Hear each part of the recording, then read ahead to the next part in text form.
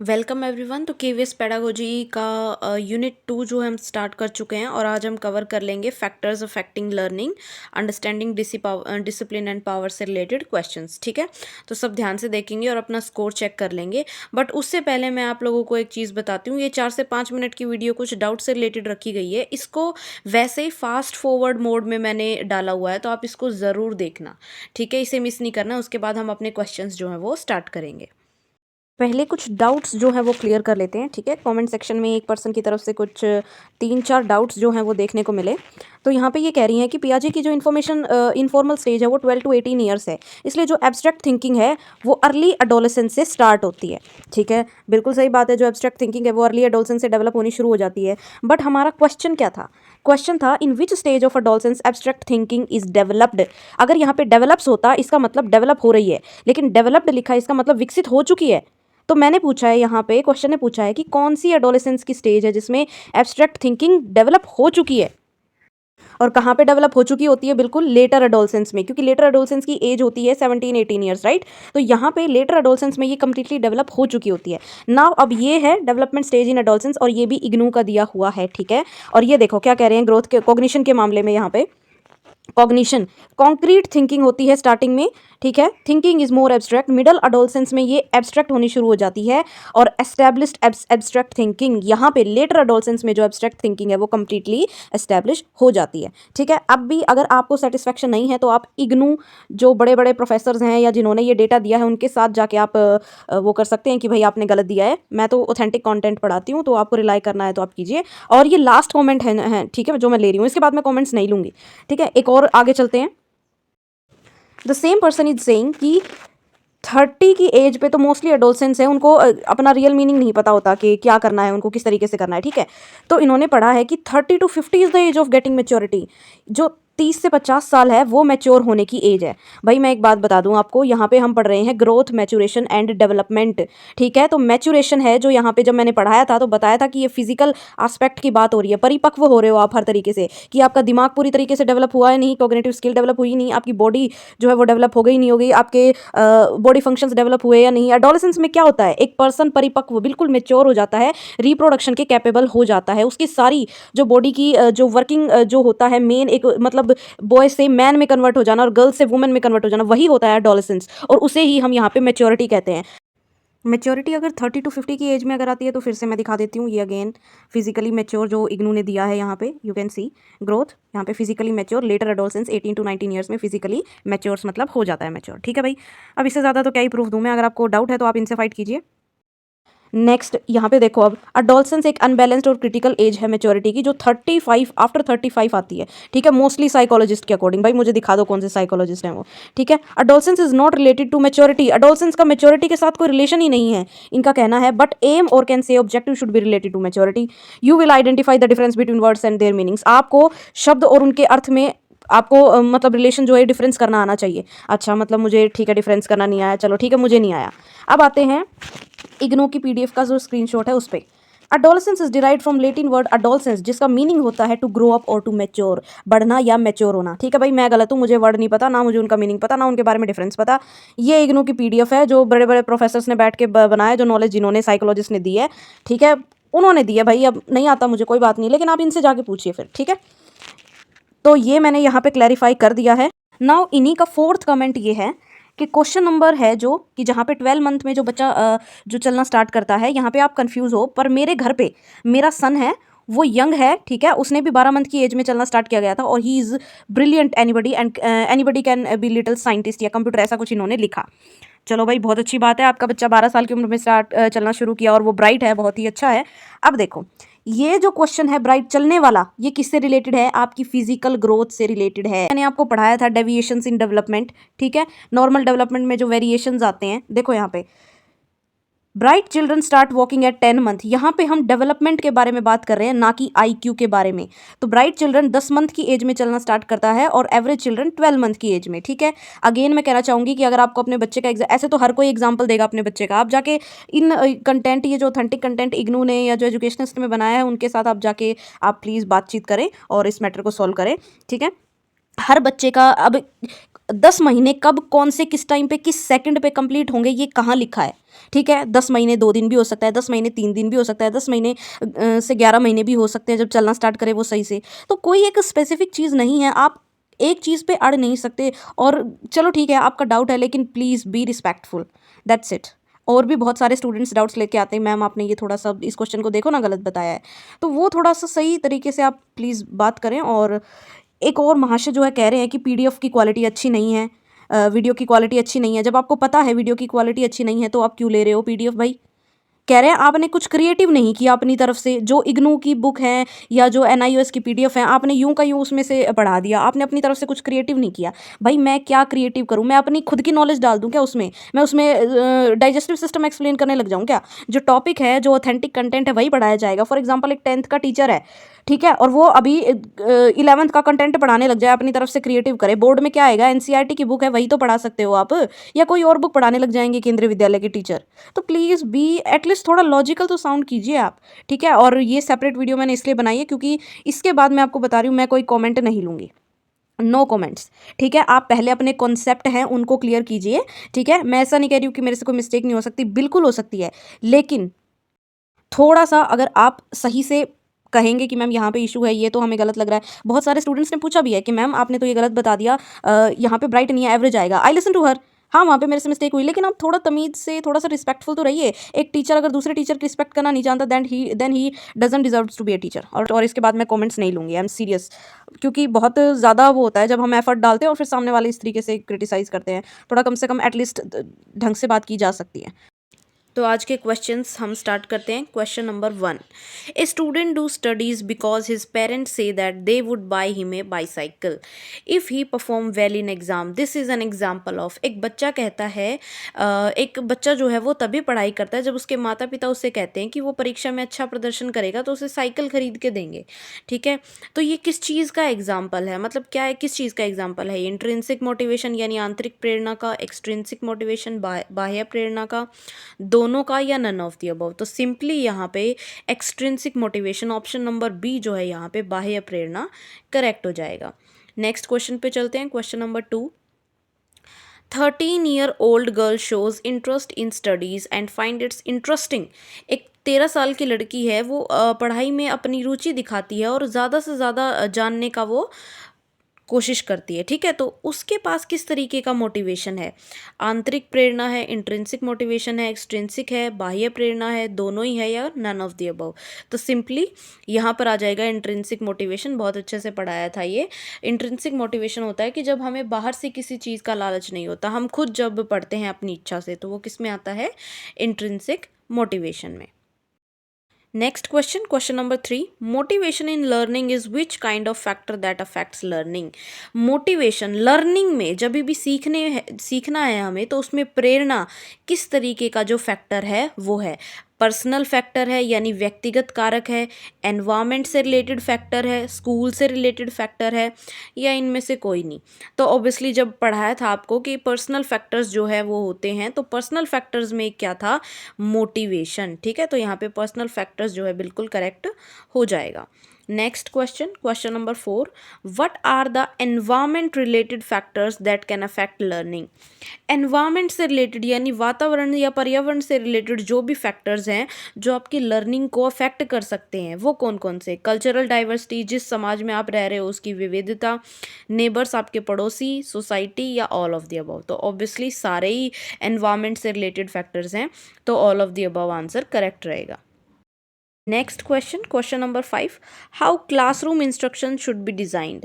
देखो जब क्लासरूम के लिए, जब कक्षा निर्देश आप डिज़ाइन कर रहे हो, तो आपको क्या क्या चीज़ें ध्यान में रखनी चाहिए, या कैसे, किन चीज़ों को ध्यान में रख के इनको डिज़ाइन किया जाना चाहिए? फुलफिल एम्स ऑफ एजुकेशन की जो क्लासरूम में इंस्ट्रक्शंस आप दोगे वो शिक्षा के लक्ष्यों को पूरा करें, बिल्कुल सही बात है।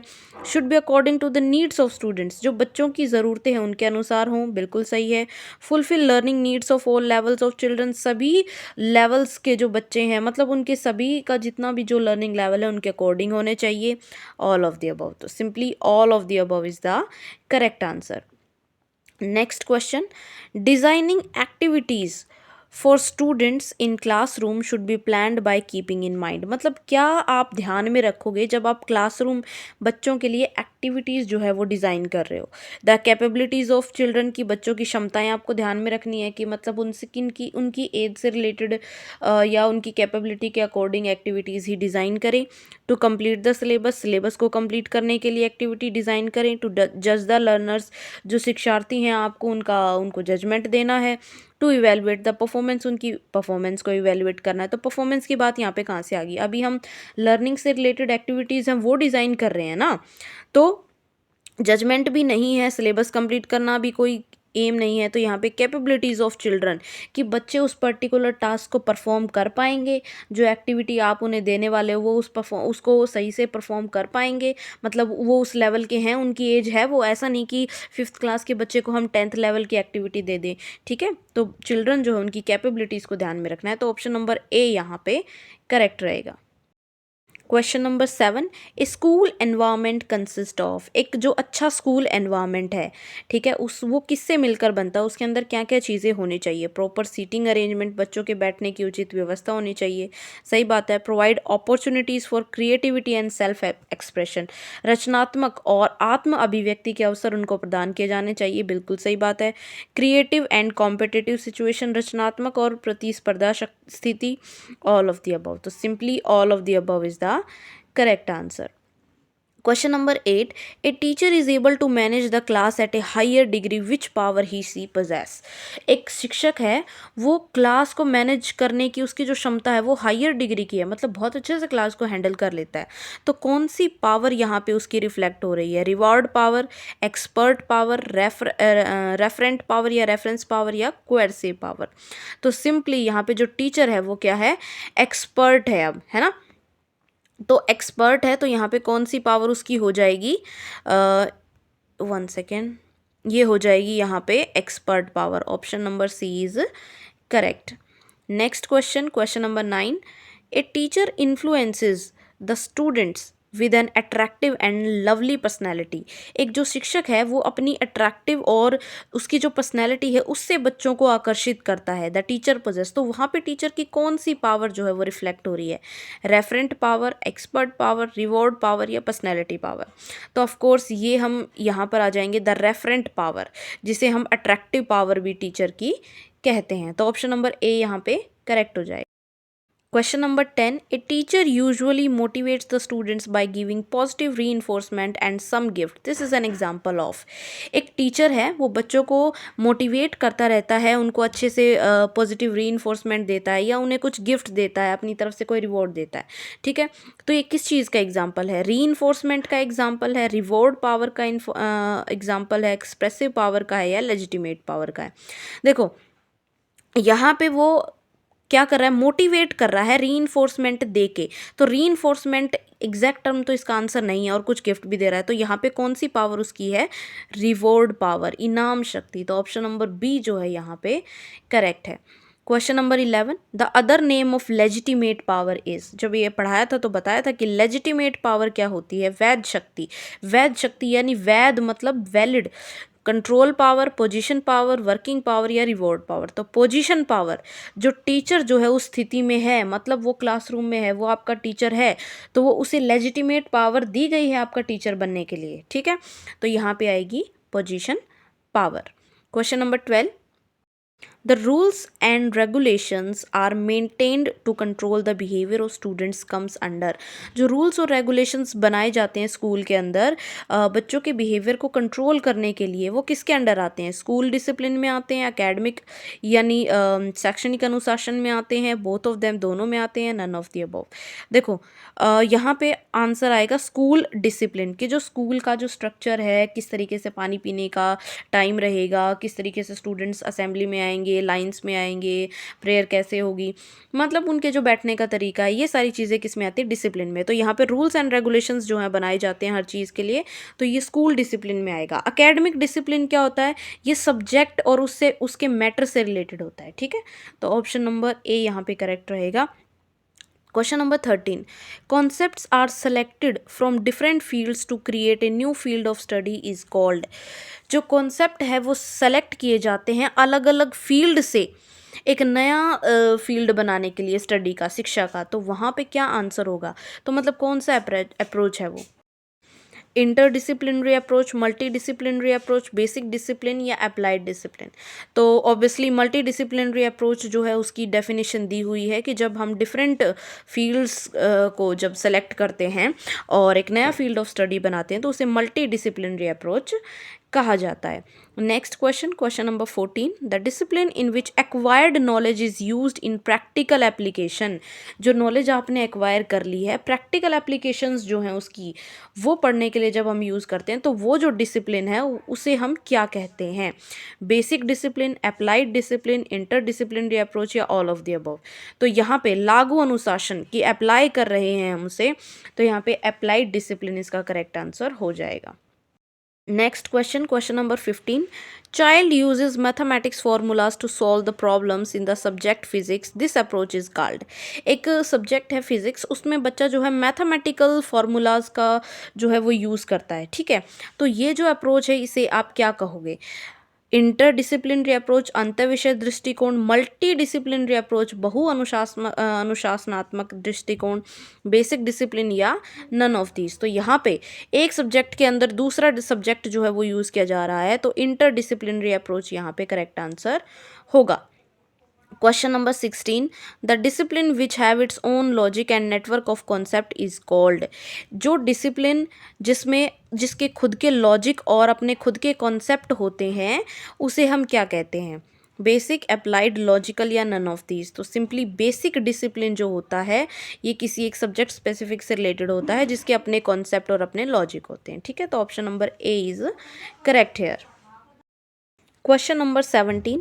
Learning depends upon personal factor, environmental factor, school related factor या ऑल ऑफ द अबव? तो लर्निंग तो इन सभी पे डिपेंड करती है, तो ऑप्शन नंबर डी यहाँ पे करेक्ट हो जाएगा। A person has excellent skills related to understanding of places and space. एक पर्सन है जिनकी अंडरस्टैंडिंग यानी समझ बहुत अच्छी है रिलेटेड टू जगह और जो स्पेस है उससे रिलेटेड बहुत अच्छी है। तो वो किस तरीके की इंटेलिजेंस को रखता है, उसकी बुद्धिमानी किस तरीके की है? लॉजिकल मैथमेटिकल इंटेलिजेंस, तार्किक गणितीय बुद्धि, इंटरपर्सनल पारस्परिक बुद्धि, स्पेशियल इंटेलिजेंस यानी स्थानिक बुद्धि और नेचुरलिस्टिक इंटेलिजेंस यानी प्राकृतिक बुद्धि? तो यहाँ पे जो करेक्ट आंसर है वो हो जाएगा option number C, spatial intelligence. Next question number 19. Who gave the triarchic theory of intelligence? जो त्रिआयामी सिद्धांत है बुद्धि का वो किसने दिया? Howard Gardner, Robert Sternberg, Jean पियाजे या नन ऑफ दीज? तो यहाँ पे जो करेक्ट आंसर है वो रॉबर्ट स्टर्नबर्ग हो जाएगा। ये जो है ये तो होवर्ड गार्डनर ने तो मल्टीपल इंटेलिजेंस थ्योरी दी है, ठीक है। क्वेश्चन नंबर 20, लास्ट क्वेश्चन है ये। Singer musicians consist which, with नहीं विच आएगा यहाँ पे, विच काइंड ऑफ इंटेलिजेंस? जो सिंगर होते हैं, म्यूजिशियन होते हैं, उनकी किस तरीके की बुद्धिमत्ता ज़्यादा प्रवीण होती है? इंटरपर्सनल, अंतर संबंध, musical, natural, none of these? तो यहाँ पे ऑब्वियसली म्यूजिकल इंटेलिजेंस जो है वो उनकी होती है। तो ये थी आज की वीडियो, यहाँ पे आंसर्स दिए गए हैं, आप चेक कर लें जिन्होंने भी PDF एक्सेस कर रखी है। और जो पेडागोजी जो है कंटेंट सारा पढ़ा चुके हैं उनकी वीडियोस की जितने भी पढ़ाई हैं उनकी वीडियोस की PDF और अपकमिंग MCQs, ये जो वाली जो PDF है आप यूट्यूब पे देखते हो, इनको एक्सेस करने के लिए आप इस नंबर पे व्हाट्सअप करके इन्फॉर्मेशन ले सकते हैं। चैनल को ज्वाइन कर सकते हैं नई वीडियोज़ के अपडेट के लिए। Have a good day guys and all the best for your preparation.